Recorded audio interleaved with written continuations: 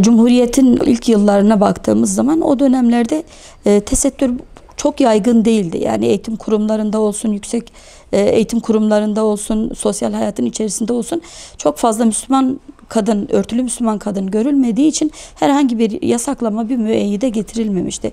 Fakat sonraki süreçlerde yüksek eğitime olan rağbet arttıkça ve sosyal hayatın içerisinde Müslümanların sayısı arttıkça, yani örtülü Müslümanların sayısı arttıkça bu zihniyetin hazımsızlık ve düşmanlığı da gün geçtikçe artmıştır. Sonraki süreçlerde bu sayı arttıkça bunlar bir yasaklama getirmeye karar verdiler. Özellikle darbelerle, yani yapılan darbelerle, özellikle 80 darbesi, 12 Eylül 80 darbesi olsun, ondan sonraki dönemlerde işte 28 Şubat süreci olsun, büyük mağduriyetler yaşandı o dönemlerde. Çalışmış ve bir yerlere gelmiş Müslüman bayanlarımız vardı, örtülü.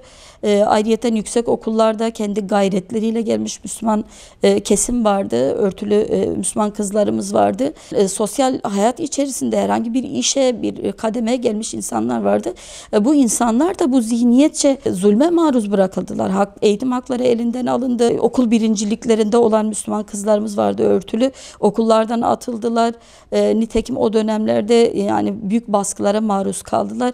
Kimi tutuklamalar oldu, kimi sürgünler oldu, kimi insanlar işlerinden atıldı.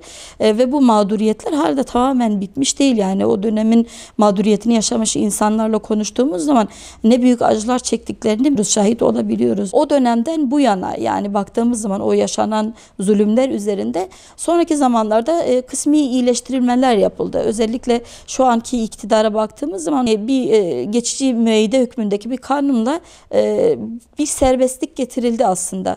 Yani işte kamusal alanlarda, eğitim kurumlarında artık başörtüsü yasağı diye bir şey yok. Her ne kadar yani günümüzde bir yozlaştırma varsa da, tesettürün içi boşaltılmışsa da bir yasa hükmüne getirilmediği için Müslümanlar olarak bizler kendimizi rahat hissetmiyoruz. Yani hem biz hem de muhafazakar dediğimiz kesim herhangi bir olası değişiklikte, rejim değişikliğinde ya da iktidar değişikliğinde tesettüre hazmı olmayan, düşmanlık besleyen insanların tekrar bir yasaklama getirmeyeceğine dair kendini güvende hissetmemekte. Çünkü geçmişte yaşananlar bugün yaşanılabilecek olumsuzluklara bir yani belge hükmündedir. Bu da yani dikkat ettiğimiz kadarıyla bir geçici rahavete kapıldığı için herhangi bir yasal güvence altına alınmadığını düşünüyoruz. Yani Müslüman çevrelerce de artık olay bitti, zaten bundan sonra herhangi bir mağduriyet yaşanmayacak gibi böyle bir algıya kapılmışlar maalesef.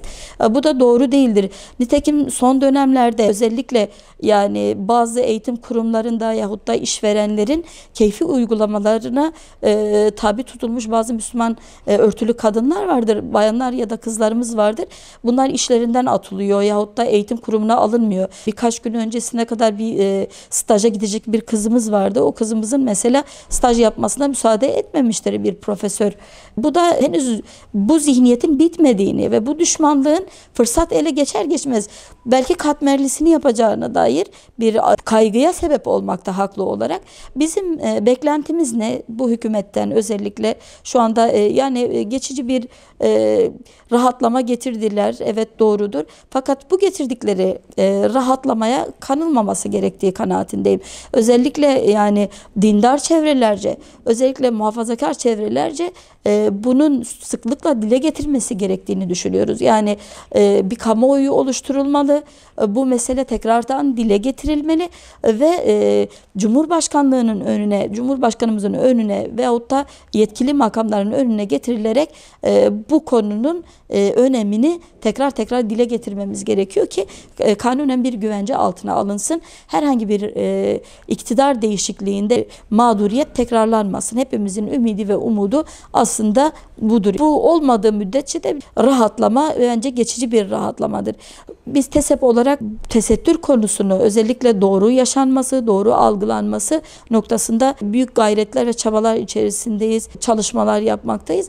Bunları sıklıkla dile getiriyoruz. Bizim bu gösterdiğimiz hassasiyetin başka dindar çevrelerce ve bu konuyu kendine dert edinen çevrelerce de desteklenmesi ve sürekli gündemde tutulması gerekmektedir.